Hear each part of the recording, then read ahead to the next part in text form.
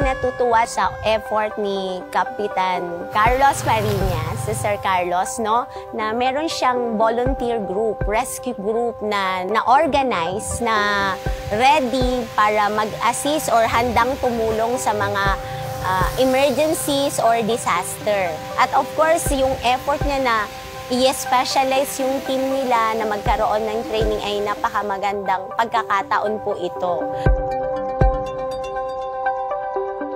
Ngayon po, may ongoing training tayo sa Fariñas Fire Brigade and Rescue Group or Rescue Team ng First Aid and Basic Life Support. Siyempre, as rescue team po, napaka magandang magkaroon sila ng specialization skills para naman alam nila yung tamang procedures, yung tamang skills on handling patients in emergency.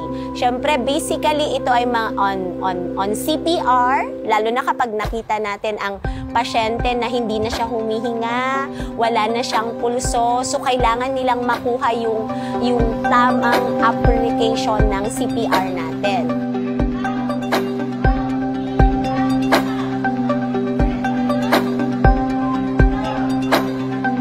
Of course, pag rescuer, laging ang concern doon hahawak ng pasyente.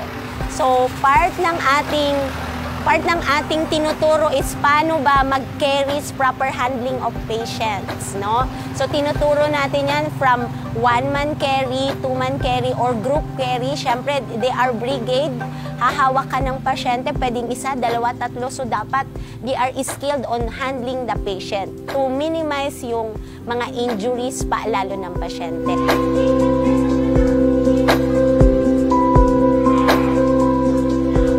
Isa rin sa importante dito yung pag-treat ng mga injuries ng mga patient nating hinahawakan. So for Fariñas Rescue Team, no, kailangan nilang marunong sa bandaging techniques, paano mag-treat ng wound, paano magbigay ng first aid management, because these are the common injuries na makikita mo kapag magre-rescue ka, lalo na pag mga accident, mga traumas.